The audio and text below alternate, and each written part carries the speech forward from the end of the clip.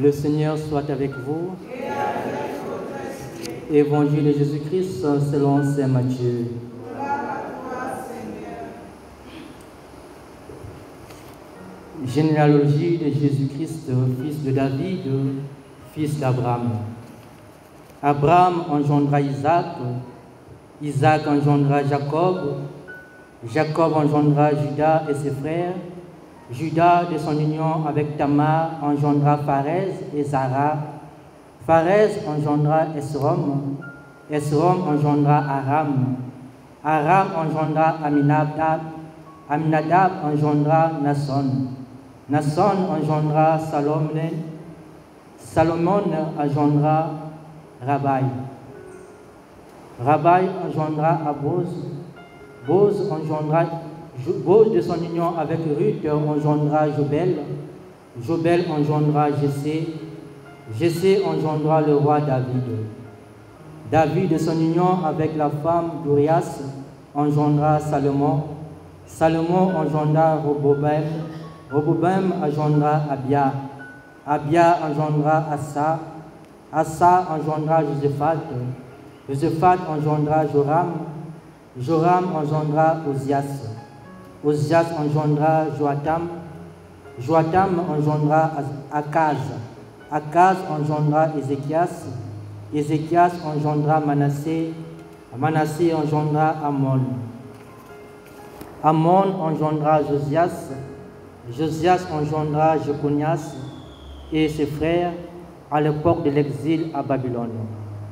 Après l'exil à Babylone, Joséchias engendra Salatiel, Salatien engendra Zorobabel, Zorobabel engendra Abiod, Abiod engendra Eliakim, Eliakim engendra Azor, Azor engendra Sadok, Sadok engendra Hakim, Hakim engendra Eliod, Eliod engendra Eliazar, Eliazar engendra Manatan, Matan engendra Jacob, Jacob engendra Joseph, l'époux de Marie, de laquelle fut engendré Jésus, que l'on appela le Christ. Le nombre total des générations est donc, depuis Abraham jusqu'à David, 14 générations. Depuis David jusqu'à l'exil à Babylone, 14 générations. Depuis l'exil à Babylone jusqu'au Christ, 14 générations. Acclamons la parole de Dieu.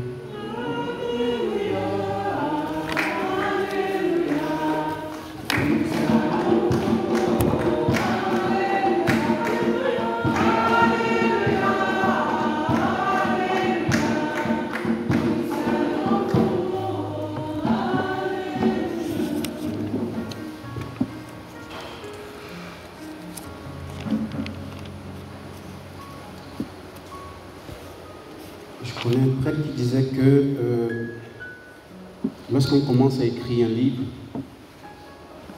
si on commence avec une introduction comme celle de Matthieu, il y a de fortes chances qu'il n'y ait pas beaucoup de lecteurs pour ce genre de livre. Parce qu'avec engendra, à un moment donné, on n'en peut plus, on referme le livre et puis on le classe. Parce que franchement, ce n'est pas attrayant. Hein? C'est-à-dire que sur le plan littéraire, sur le plan de la beauté, de la poésie, ça pose quand même problème. Esron engendra, Aram engendra Aminadab, etc. Mais bon, comme nous sommes dans l'évangile, bien sûr, il y a une intelligence, il y a une intelligibilité qui a présidé à cette manière de présenter l'introduction, si on peut appeler ça comme ça, le prologue de l'évangile de Matthieu. Et avant ça, je voudrais quand même vous rappeler que nous sommes aujourd'hui le 17 décembre et que nous avons clôturé hier, je peux dire la première partie plutôt, du temps de l'Avent. Et je disais à mes frères et sœurs hier avec qui on était que le temps de l'Avent est divisé en deux parties principales, dont la première partie court jusqu'au 16 décembre et qui est essentiellement où les textes nous rappellent le retour glorieux du Christ. Ce sont des annonces du retour glorieux, parce qu'en fait, l'Avent signifie quoi? Mais l'avant signifie que c'est le temps préparatoire à l'avènement. Hein, Adventus, c'est-à-dire qu'on attend quelque chose qui advient, qui vient. Et nous savons que depuis que le Christ est monté en gloire, est monté, n'est-ce pas, dans le ciel, il nous a dit qu'il reviendra. Donc nous attendons, n'est-ce pas, son retour. Et toute l'Église, depuis la montée de Jésus au ciel, on est dans un grand avant. Hein? L'Église est dans l'attente du retour de Jésus. Donc nous tous, toute notre vie chrétienne sur terre est une attente du retour de Christ. Ou alors une attente du jour où nous le verrons à travers, n'est-ce pas, notre mort, bien par notre mort, nous pourrons paraître, selon sa miséricorde, en face de lui. Donc nous sommes dans un grand temps. Et cette première partie du temps de l'Avent, justement, aide les chrétiens à raviver en eux l'espérance pour le retour définitif du Christ. À partir du 17, donc à partir d'aujourd'hui, commence la deuxième partie du temps de l'Avent, qui est une préparation immédiate à ce que nous allons célébrer le 24 au soir ou le 25 décembre, c'est-à-dire Noël. Nous sommes vraiment dans la préparation immédiate. Donc, c'est-à-dire qu'on pressent que, n'est-ce pas, la maman va accoucher, donc on s'affaire, voilà, on se débrouille à ce que, n'est-ce pas, le berceau soit prêt, le linge soit prêt, qu'il y ait ça, qu'il y ait ci, qu'il y ait ça, voilà, que rien ne manque. Et donc, nous sommes vraiment dans un plein préparatif là. Et ça commence vraiment aujourd'hui. On est comme dans l'octave de Noël, d'avant Noël. Et c'est marqué, ce temps est marqué par ce qu'on appelle soit des prophéties annonciatrices et par ce qu'on appelle les annonciations. Vous allez constater que dans les premières lectures, en fait les premières lectures de cette semaine, vont nous annoncer l'arrivée, la venue du Messie. Et les évangiles vont s'atteler à annoncer comment cela va s'accomplir concrètement. Aujourd'hui, nous avons, à travers Jacob, l'annonce prophétique que c'est son descendant qui va assurer, n'est-ce pas, le règne après lui. Jésus est de la tribu de Juda. Et donc, il était normal que, déjà de manière prophétique, Dieu dise à Jacob, n'est-ce pas, ce qu'il doit arriver de sa tribu, qui doit régner, n'est-ce pas? Vous savez que c'est sa tribu royale, effectivement. Jésus est prêtre, prophète et roi. D'accord? Et la royauté de Christ est innée, c'est-à-dire qu'il acquiert à partir de sa descendance naturelle, celle de Juda. Mais en tant que prêtre, non. Parce que pour être prêtre en Israël, il faut être de la tribu de Lévi. Il faut être lévite pour être, ou bien lévite pour être prêtre. Or, Jésus est prêtre selon l'ordre du roi Melchisédek, non pas selon l'ordre de la tribu qui a été établie et dans laquelle il devait être issu des prêtres. Vous savez qu'Aaron est le premier prêtre et sont ses fils, et même dans la tribu de Lévi, le grand prêtre doit sortir uniquement, doit faire partie de la descendance d'Aaron seulement. Et donc Jésus n'est pas lévite, il n'est pas descendant d'Aaron, mais il est prêtre. Parce qu'il fallait qu'il inaugure l'universalité de la prêtrise, quelque part. Parce que s'il était issu d'Aaron, ça veut dire qu'aujourd'hui, il ne veut pas avoir de prêtre, sauf si ils sont descendants d'Aaron. Mais Jésus est venu, j'ai envie de dire, casser, bien alors étendre les frontières de la prêtrise. C'est pourquoi, voilà, aujourd'hui, on peut trouver des gens qui sont gabonais, camerounais, qui sont prêtres.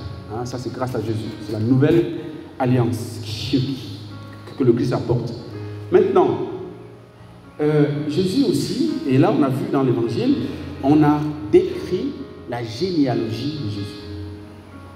Et on se rend compte que, mais ça commence avec, on dit généalogie de Jésus-Christ, fils de David, fils d'Abraham. David, c'est par rapport à la royauté. C'est qu'on commence par, voilà, David, parce qu'il appartient à la tribu de Juda. Fils d'Abraham. Donc, autrement dit, Matthieu, n'oublions pas que Matthieu écrit son évangile à des Juifs. Et donc, il doit leur prouver que à des Juifs qui connaissent l'Écriture que celui qui a été annoncé par les prophètes et tout, c'est effectivement Jésus-Christ. Et il doit montrer son origine judaïque. Et c'est pourquoi il commence par dire, il est fils de David. Jésus-Christ est fils de David, fils d'Abraham. Donc c'est votre frère. C'est vraiment le Messie qu'on attendait.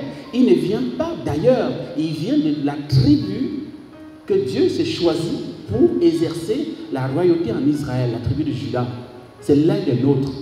C'est pourquoi il prend le temps de dire Abraham engendra Isaac, Isaac engendra Jacob, Jacob engendra Judas et ses frères, etc. Il prend le temps vraiment de citer toute la généalogie de Jésus pour bien montrer que Jésus ne descend pas de nulle part. C'est vrai que certains, au temps de Jésus, pensaient que le Messie allait venir comme ça, comme à travers une sorte d'apparition, comme un ange. Mais non, Jésus s'est incarné, donc il fallait bien qu'il s'incarne dans une histoire, dans une lignée. Et ce qui est frappant, deuxième chose qui me frappe ici, c'est que mais quand on regarde la généalogie de Jésus, on se dit, mais quand même, on n'est pas seul à avoir des parents, des grands-parents, des aïeux qui ont une vie bizarre, qui ont connu une vie, voilà, qu'on peut critiquer, qu'on peut juger de négative, etc., etc. Jésus aussi a des descendants, a des aïeux qui ne sont pas forcément des gens fréquentables. Bon, je ne veux pas faire la liste ici, mais si on s'arrête à Tamar, on va se dire, mais voilà, c'est quand même, ça fait partie de la lignée de Jésus. C'est une femme qui n'était pas forcément modèle, n'est-ce pas, par sa vie. Parce qu'on sait ce qu'elle a fait. Je ne vais pas vous rappeler ça, vous allez peut-être aller chercher, parce qu'on n'a pas le temps. Voilà. Donc, or, elle fait partie de l'aïeul de Jésus. Et nous avons aussi, et ça, je suis frappé par ça, nous avons aussi Ruth. Ruth qui n'est pas d'Israël. Ruth est une étrangère, mais qui s'est débrouillée à s'infiltrer dans la famille de Jésus. Donc, tout n'est pas limpide par rapport à la généalogie de Jésus. On aurait pu penser que Jésus, n'est-ce pas, devrait avoir une lignée parfaite, mais que non. Et cela nous conforte quelque part pour dire que même la nôtre n'est pas perdue. On n'est pas perdu, frères et sœurs. Et que si Jésus est issu de cette lignée, lorsqu'il arrive, sa grâce doit comme refaire l'histoire de sa généalogie. Sa vertu, sa divinité, la rédemption qu'il apporte doit bénéficier à sa généalogie. Et cela nous invite, nous aussi, à nous dire, mais je dois, aujourd'hui qui suis chrétien, qu'est-ce que j'apporte pour la guérison, pour la purification de mes aïeux qui n'ont pas connu le Seigneur. Je pense qu'on peut vraiment légitimement aujourd'hui demander au Seigneur la grâce, à travers cette messe, de parcourir notre histoire, de parcourir notre famille, notre lignée, pour que son sang qui va être présent tout à l'heure puisse parcourir en arrière notre histoire, notre ascendance, pour que nous puissions donner à nos aïeux, à nos grands-parents qui n'ont pas toujours été des saints, la grâce de s'ouvrir à la lumière. On se souvient que lorsque Jésus meurt, on dit, n'est-ce pas, dans le credo, il descendit aux enfers. Et Saint Pierre dit que quand il descend aux enfers, il va prêcher à ceux qui étaient au séjour des morts et qui attendaient n'est-ce pas, le jour, n'est-ce pas, du Messie. Il va leur prêcher. C'est-à-dire que tous ceux qui sont morts avant l'avènement du Christ n'étaient pas forcément, en fait, n'étaient même pas en enfer.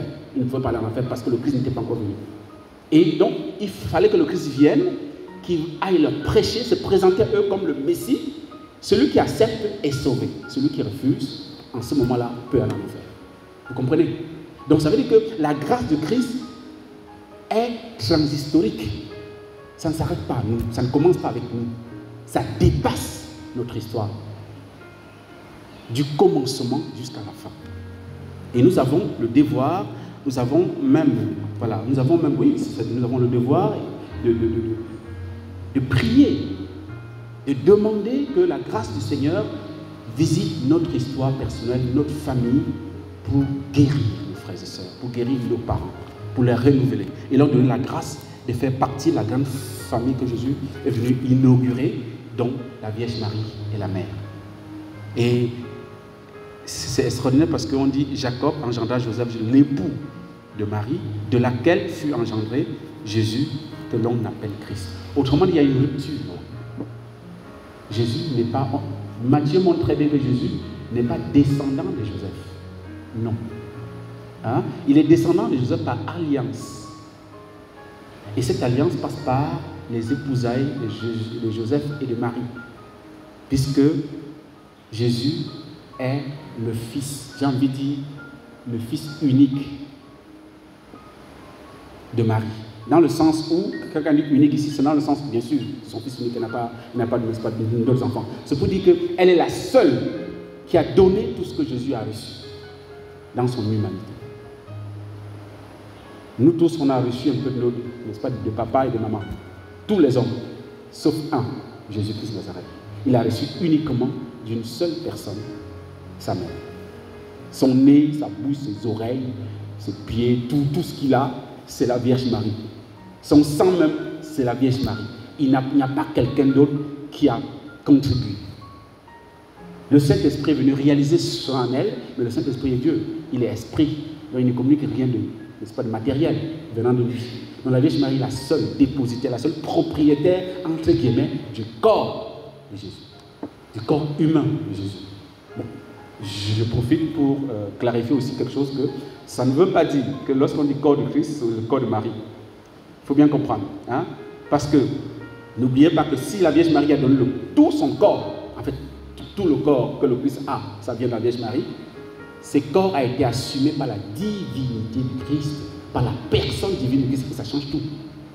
D'accord? Ce n'est pas Marie qui donne la divinité à Jésus, non. D'accord? Et donc, du coup, quand on dit corps du Christ, c'est en même temps le corps, l'âme et la divinité de Jésus-Christ qu'on reçoit. Donc, c'est plus que le corps de Marie. C'est clair?